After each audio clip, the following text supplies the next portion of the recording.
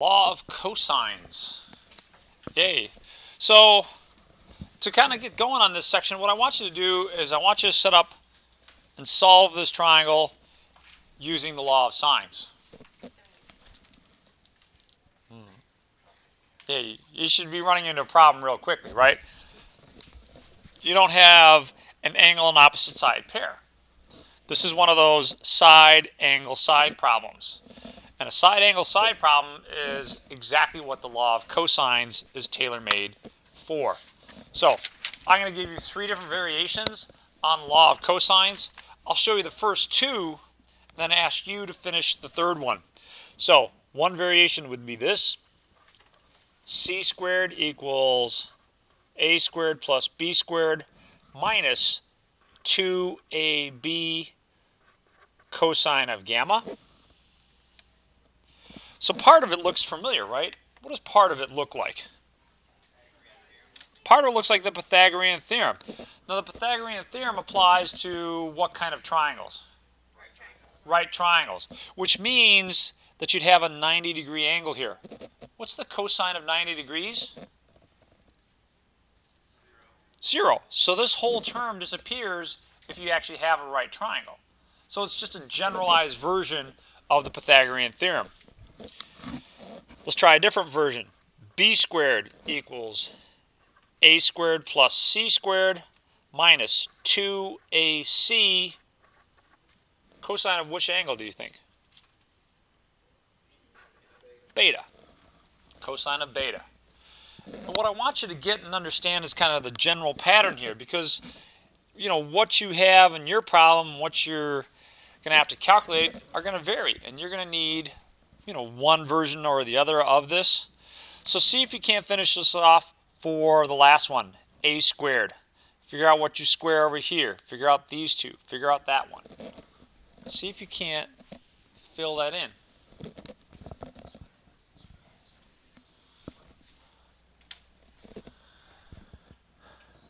All right. You want to give it?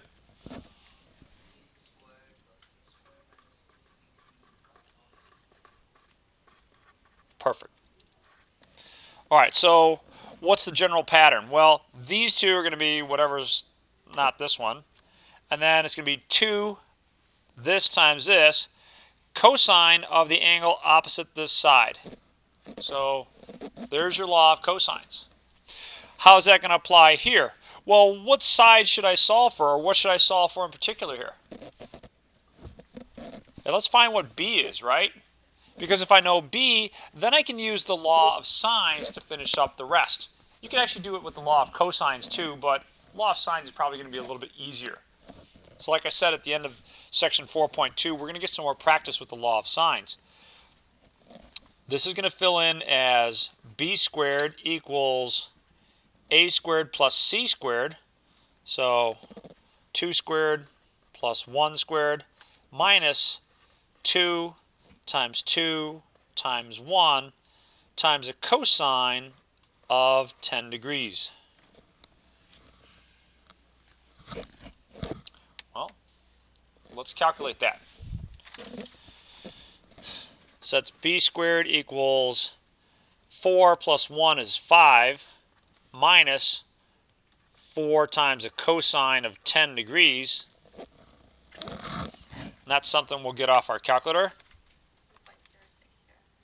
Yeah, I knew it was going to be pretty close to 1. So 5 minus 4 cosine. Yes, we do. Minus 4 cosine of 10. Again, make sure your calculator is in degree mode. So 1.0607. 1.0607. But keep in mind that's b squared. We want b. So let me show you a quick way to get the square root of this. I don't want to have to type in the square root, etc. So my quick fix is to hit the up arrow key. I'm going to raise it to a power. Well, what power corresponds to a square root? Square root. 0.5. So raise it to the 0.5 power, and there's your square root. So You could hit second and then square root and then second and then answer. But that to me sounds like 4 keys. I press 2. So, all right. However you do it, we needed the square root there. So good. So we get B is about 1.03.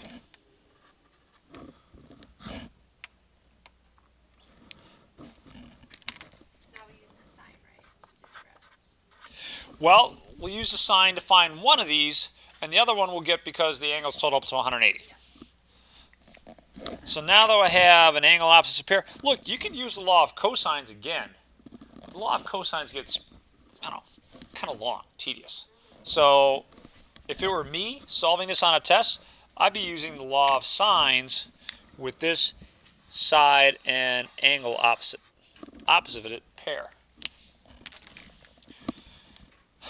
Let's solve for alpha. Now you should only get one solution when you're doing the law of sines here. Let's see what happens.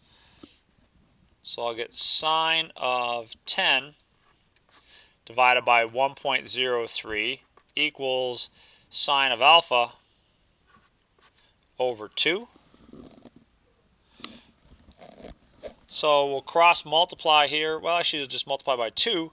I get 2 sine of 10 degrees divided by 1.03 is sine of alpha. And I'm actually going to calculate a value here just because I want to see it. 2 sine of 10 divided by, and you know what, I think I can get away with this. I still have my previous answer here, so I'm just going to divide, instead of dividing by 1.03, I'll divide by my previous answer. I'm getting 0.3372. For those of you who don't like that, let's just take sine of 10 divided by 1.03. Pretty close, 0.337 still again, so 0.337 equals the sine of alpha. Now there's going to be two possibilities here. Sine inverse of 0.337. Let's see if we can't figure out what those possibilities are. So sine inverse of my previous answer, 19 degrees.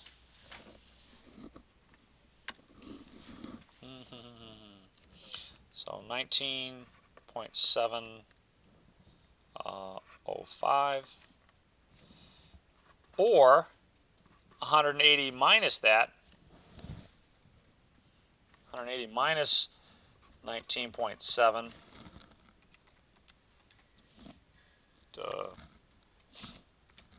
162.3, or 160.3.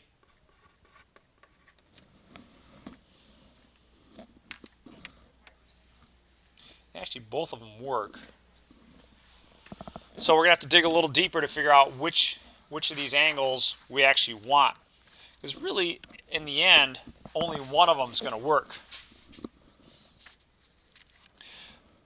So if this was alpha, if alpha was 19.705, beta is 10, gamma is going to be, what, 150.3?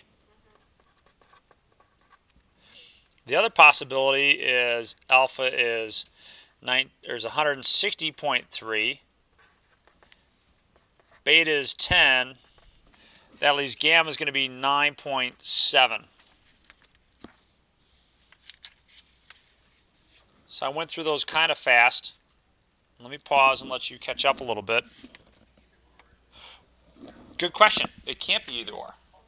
Only one of them is actually going to work. But, and we do get these two possibilities. Are you okay with where we got? So we did the inverse sine, we got that one. Subtract from 180, we get the other one. These are your two possibilities. So it would be the second one because the angles on the sides. Ah, very good. So we get, we'll call it the pink one and the yellow one. So we put them in here.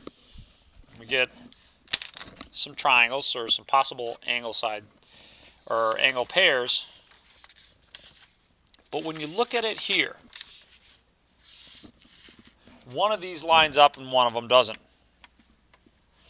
Let's look at this one. What would be wrong if this was my solution?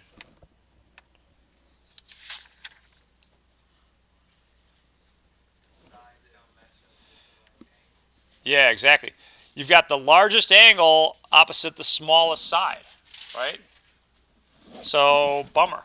Now, you're not always going to have to go through this extent to analyze it. Let's see if the other one works out pretty good. In this case, okay, largest angle, longest side. Smallest angle, smallest side. That one works. So, whew. All right, but notice it took a little bit of critical thinking to come up with that extra solution. So our final solution is 160.3 and 9.7. I should be rounding these to 2 decimal places, not 1, but I think you got the idea here. Let's do some more here with the law of cosines. Any questions on 18? There's a lot going on in that one.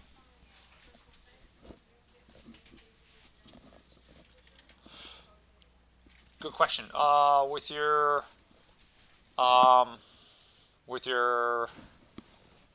side problems, which is a law of cosines, you're only going to get one case.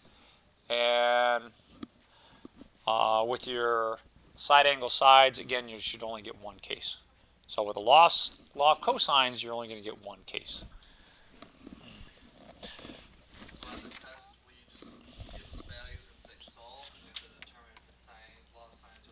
Yes, exactly. It's going to be up to you to decide which law of sines or law of cosines you're going to need. Law of cosines is a little bit extra work because it's just more terms to deal with.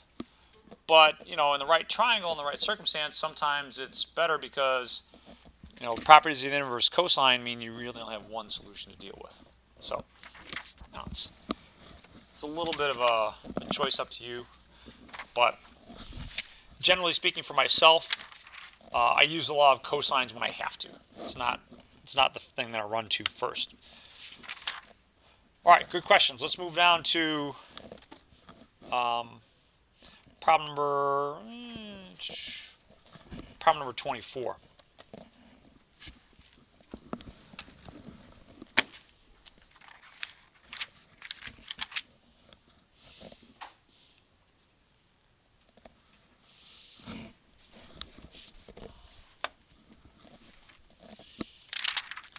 Wrong section here.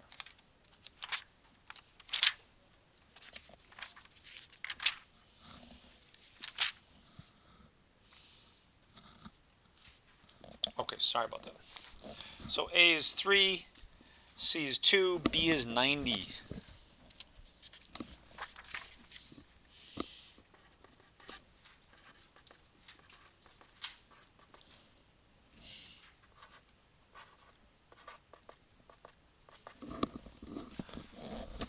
So once again, A is 3,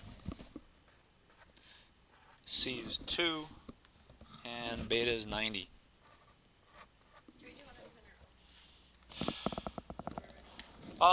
Yeah, probably not this one, but yeah, let me give you one to try on your own coming up right after this.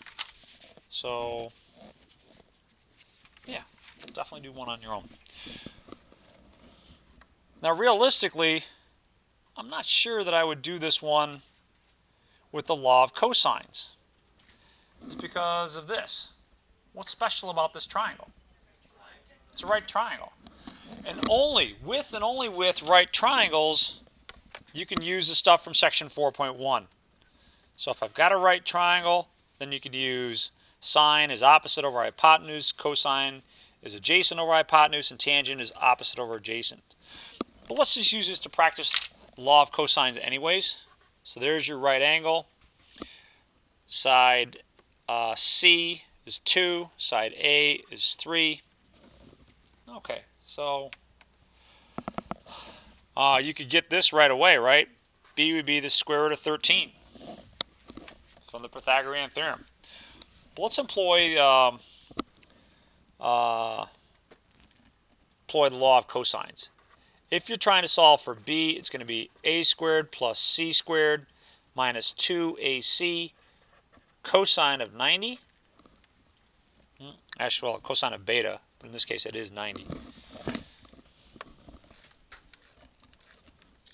Cosine of beta.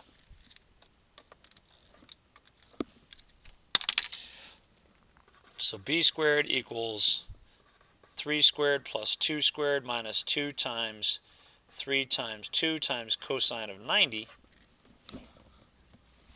I asked this before, let me ask it again. What's the cosine of 90? 0. This whole term disappears. So I get b squared equals 13. B equals the square root of 13. You don't have to do plus or minus because lengths are positive. Let's just put that in there as a nice exact square root of 13. I'd probably use, I don't know, you're free to use whatever you want. Do you want to practice the law of sines again? Or should we use, maybe go back and review some section 4.1 stuff? So if I'm trying to solve for alpha, that would be this angle right here. Let's use something that involves our known sides and this angle. Is there a trigonometric function? All right, cos or tan. I like the tangent. What's nice about the tangent opposed to the sine or cosine in this one? Yeah, you don't have to use the square root. Nice job. All right. So what would the tangent of alpha be according to this problem? 3 over 2. How am I going to solve for alpha from here? Inverse tangent. So alpha equals tangent inverse of 3 over 2. Inverse tangent of this is 1.5, 56.3.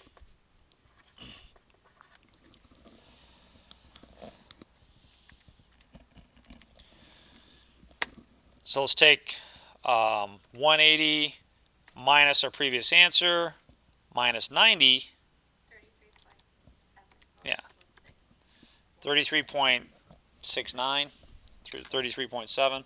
So gamma is going to be 33.7. And here we've rounded to the nearest tenth of a degree. I think the convention in this book is to give one more decimal place than you got. So if this is to the nearest integer, then round to the nearest tenth. If it's to the nearest tenth, round to the nearest hundredth, etc. So 56.3 and 33.7. Okay. One thing you want to make sure of is that these add up to 180 degrees. Not a test. If you're off a little bit, that's fine. But at some point, if this is off by enough, then you're going to start losing credit. Okay, it should be pretty close to 180 degrees. All right, I had a request for you guys to try one. So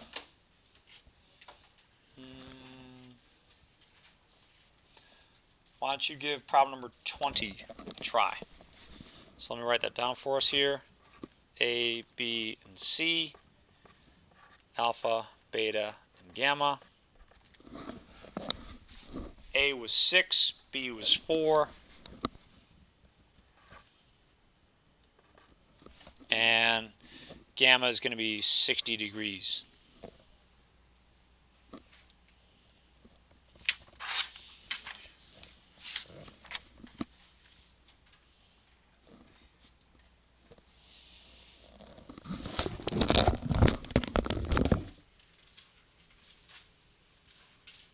Try and solve the whole triangle.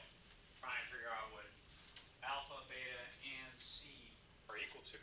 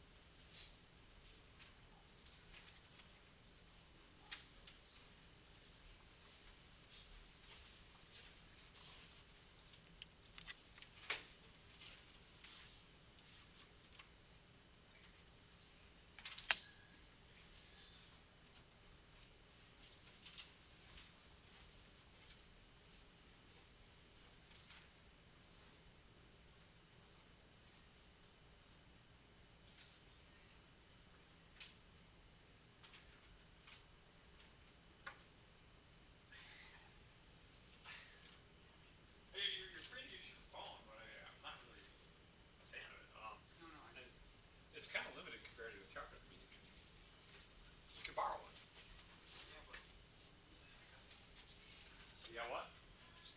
All right, well, don't let me twist your arm. Okay. All right, too late then. Sorry.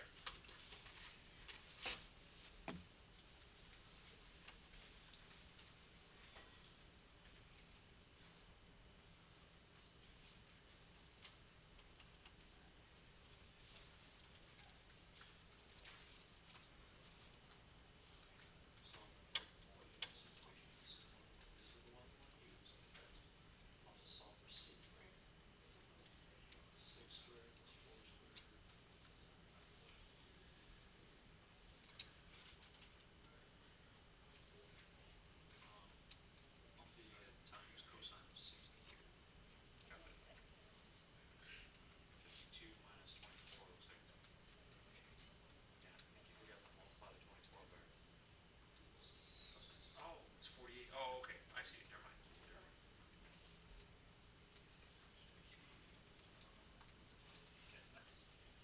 Oh, yeah, because different numbers. Sorry. Sorry.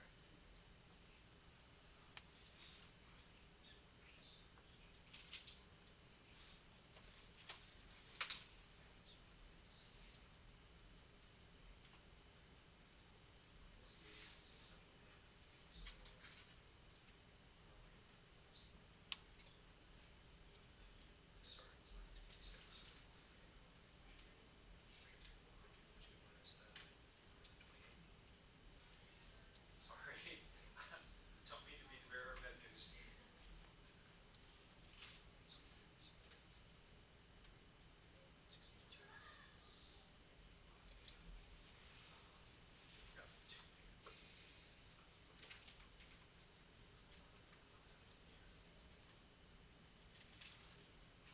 Got it here.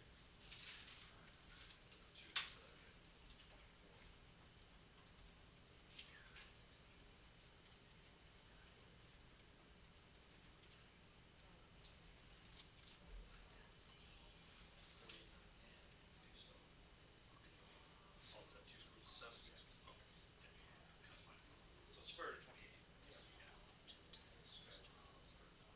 I mean, the idea is not necessarily. That is not necessarily to give me a root value in this case.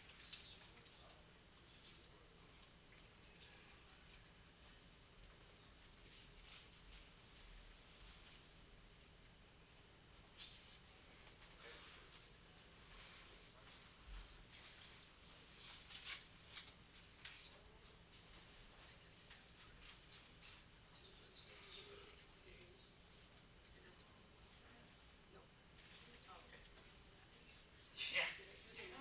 You use a lot of sides there. In fact, that's a teachable moment. I'm going to talk about that.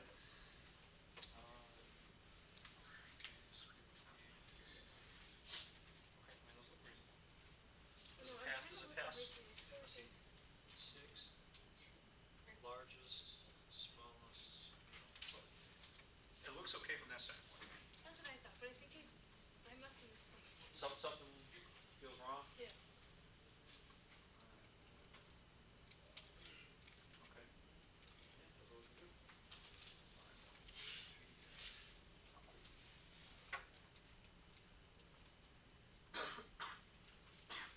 Now have an exact largest, largest, smallest. 79.9. There's going to be one answer for cases like this.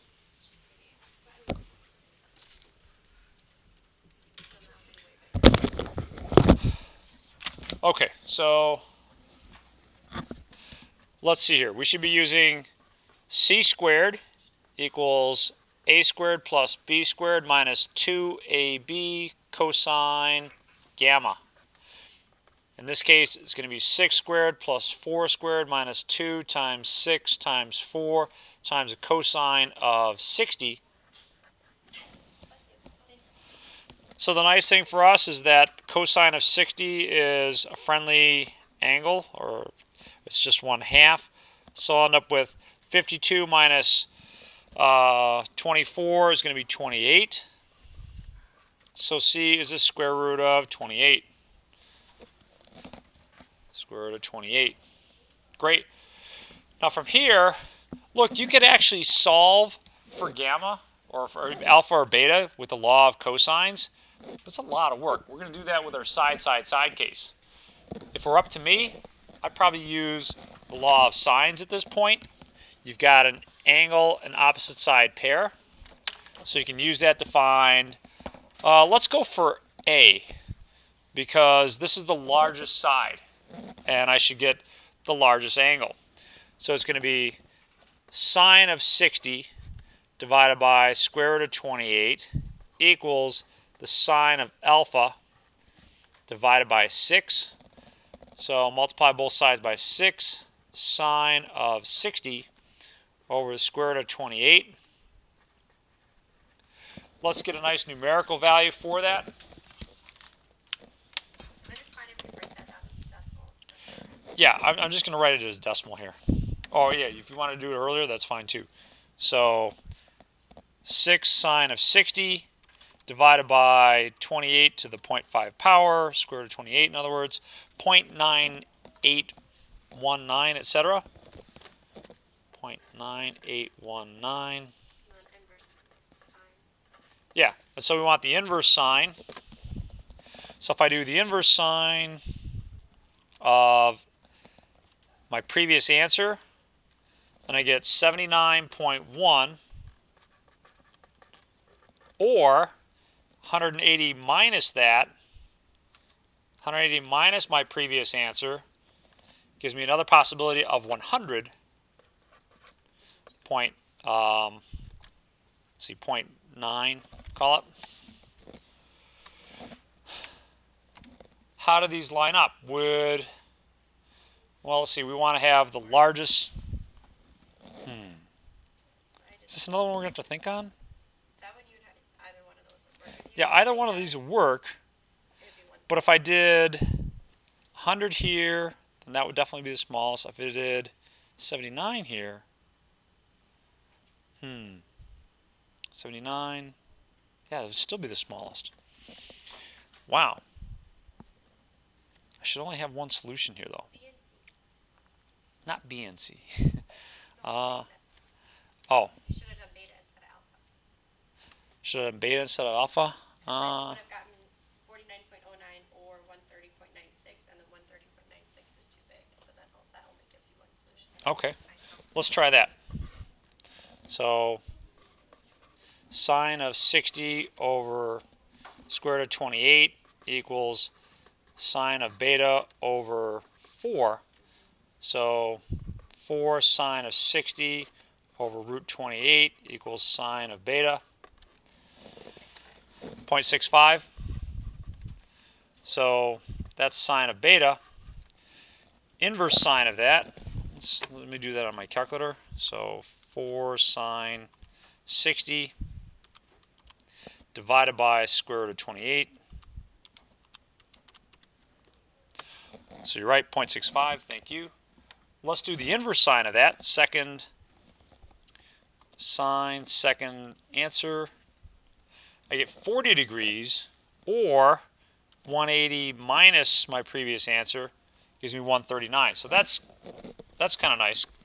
I was hoping I'd get the same kind of thing with the bigger angle, but it makes sense to do with the smaller angle. So we get 40.9 or 139.1. And the 139.1 is clearly too large. So it has to be this one, 40.9. And then the rest of this would have to be, what, 80 or 79.1? Yep. Yeah. All right, so I think the good advice to get from this, so nice little accident on my part, is to choose the smallest angle. That way, one of your choices is going to eliminate itself. It didn't here with the middle angle, or with the largest angle, so that was kind of a bummer. Yeah, choose the smallest angle. It's probably a good way to go there. I will go back and show you how you can do this with the law of cosines. Find that last angle. But I think the law of sines might be a little bit better. We'll see. I'll leave that choice up to you. For now, is there anything I can help out with in problem 20 here?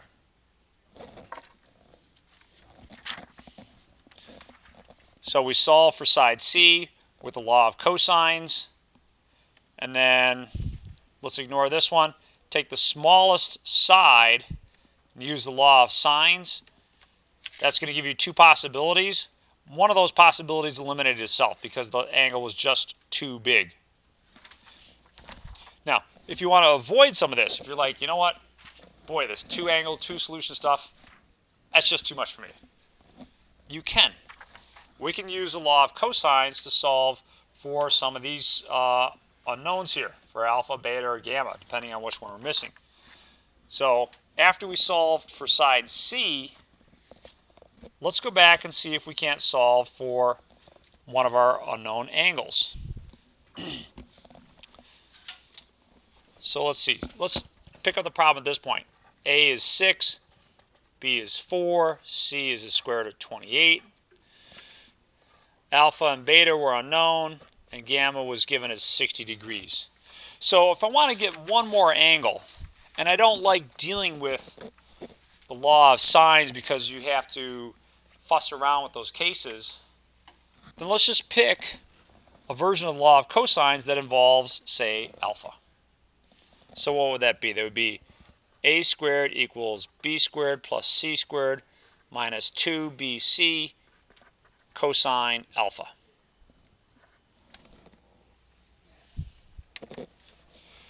Let's fill in all the information here. 6 squared equals 4 squared plus square root of 28 squared minus 2 times square root of, 2 times 4 times the square root of 28 times cosine of alpha. So all I'm doing is filling in the law of cosines again. What's my unknown in all this? Yeah, alpha. All right, so let's see if we can't get alpha by itself. Actually, at least cosine of alpha by itself. 36 equals 16 plus 28 minus 8 square roots of 28 cosine of alpha. 36 equals 44 minus 8 square roots of 28 cosine of alpha. Subtract 44 from both sides. I get negative 8 equals negative 8 square roots of 28 cosine of alpha. I want to solve for cosine of alpha. So I'll divide by this term here. So the law of cosines isn't proven to be exactly friendly so far. I get 1 over the square root of 28.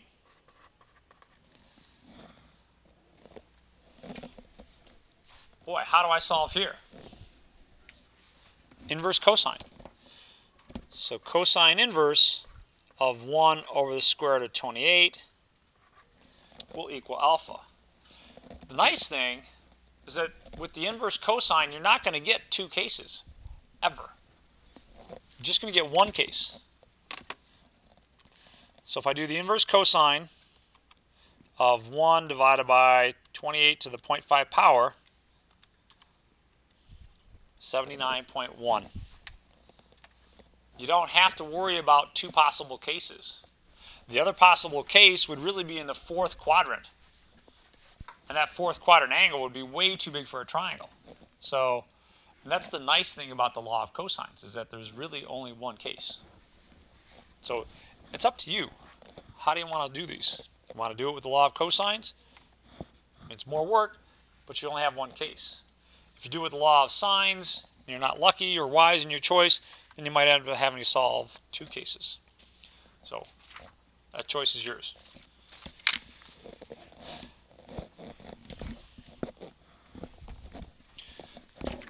Let's move on to a side case. Yikes.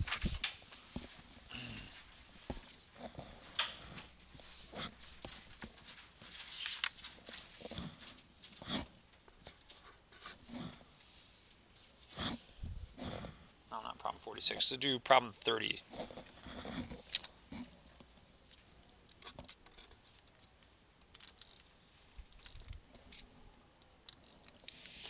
Okay, so problem number 30 tells us that A is 4, B is 3, C is 6. Alpha, beta, and gamma are unknown.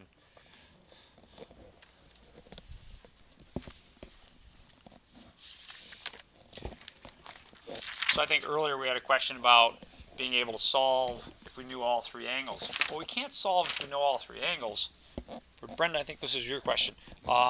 If we know all three sides, then we can solve. Can we use the law of sines here? Not initially. No. You're stuck. So let's use the law of cosines. In fact, let's go with the smallest side, because the smallest side should be opposite the smallest angle. So if we do want to use the law of, well, you know what? Let's see. Well, it doesn't. Now let's leave that one to solve for with the law of sines. Let's go with the largest one. So let's do c squared equals a squared plus b squared minus 2ab cosine of gamma.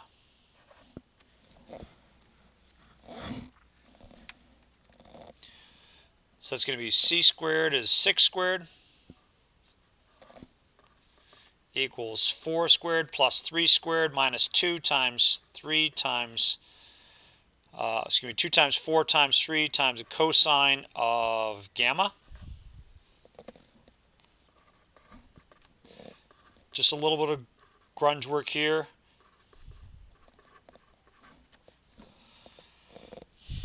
I get 36 equals 25 minus 24 cosine of gamma. Subtract 25 from both sides. 11 equals minus 24 cosine of gamma. Negative 11 over 24 is cosine of gamma. So cosine inverse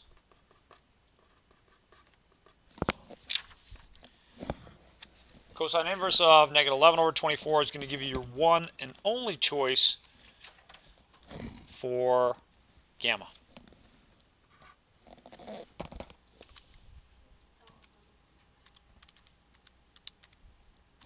Judy? Oh, sure. Yep. I'm getting 117.28.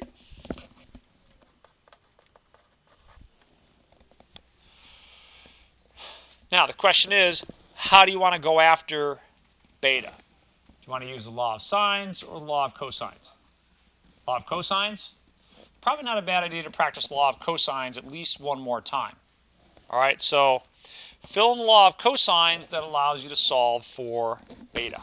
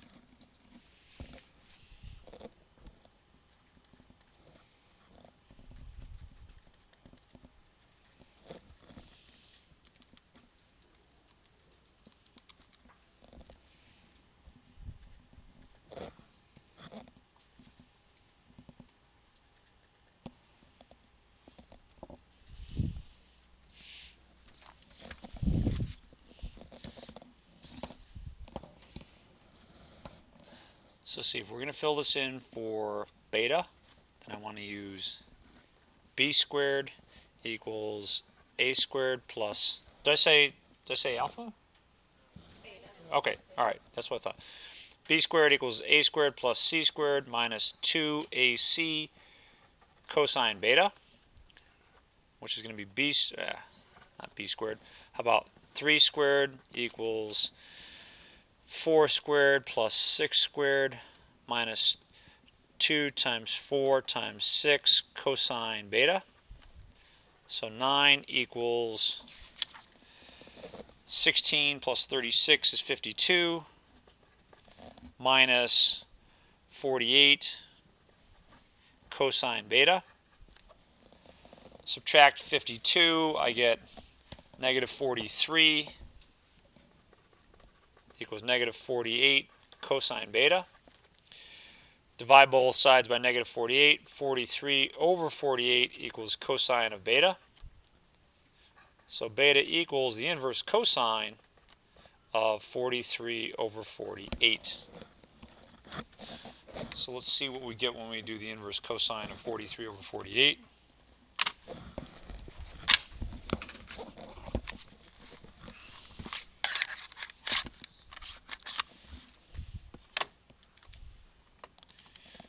Is that what you guys got? Were you getting the same thing here?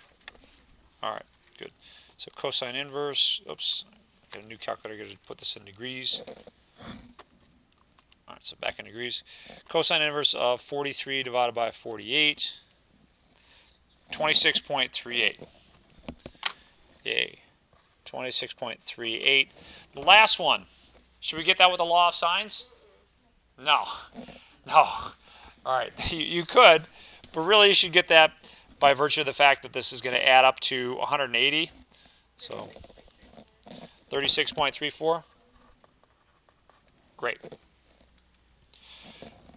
Now, it's up to you how you want to do this second part of it. I mean, you have to use the law of cosines to get at least one of these angles. But if you're looking at that going, you know, that's just a lot of work there. I didn't really like it the first time. I didn't like it the second time either. You could use the law of sines. Once you have a side and opposite angle, you can use the law of sines. And here we go. We solved originally to get gamma. We had this angle and opposite side pair. If you plug it in, you end up with something like this. Multiply both sides by 6. You get a decimal value over here is sine of beta. Beta is going to be this or this. Now, do we have to really think a lot to eliminate one of these possibilities? This one eliminates itself pretty quickly, right? Because it's just so enormous that it can't fit in the triangle. You know, I wish I had a good answer for you as to what's the best to do. It's just your personal taste, whatever you find most comfortable. Both of them lead you to the correct answer.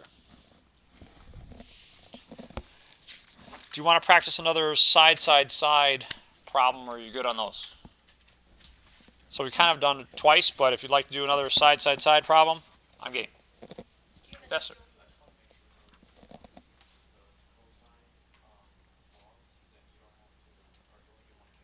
Yeah, and let me help you understand why.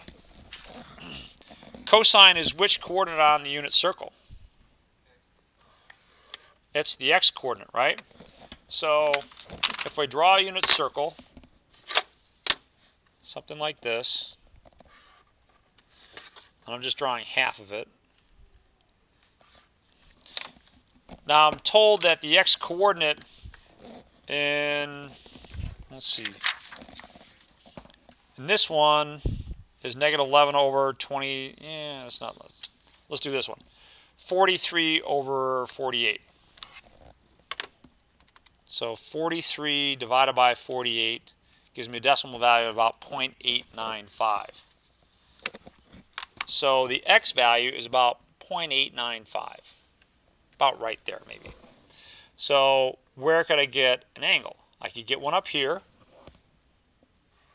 We did the inverse sine, and we got 26 point, or inverse cosine, we got 26.39 or something like that. But the other one could be down here. But that's a whopper of an angle, right? It's like 334 almost. So that's way too big for a triangle. And whatever your second angle is going to be, it's going to be coming from either the fourth quadrant or the third quadrant. Neither one of these is really going to be an option. So that's why when you're using the inverse cosine is going to give you an angle between 0 and 180. The other angles that are going to have the same value for cosine are going to be down here in quadrant 3 or down here in quadrant 4. They're going to be much too big for a triangle. So that's the good news about using the inverse cosine, is that you only get one solution.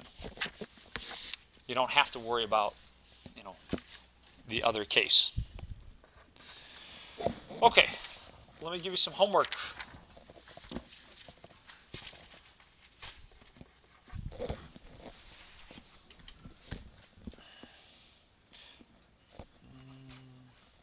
(9 through 37). So this is section 4.3, 9 through 37, and 43 through 47. If we get a little bit of time, what I want to do at the end of today is go back and do a little review of a couple of problems from each of these sections. But that's good for now on the law of cosines.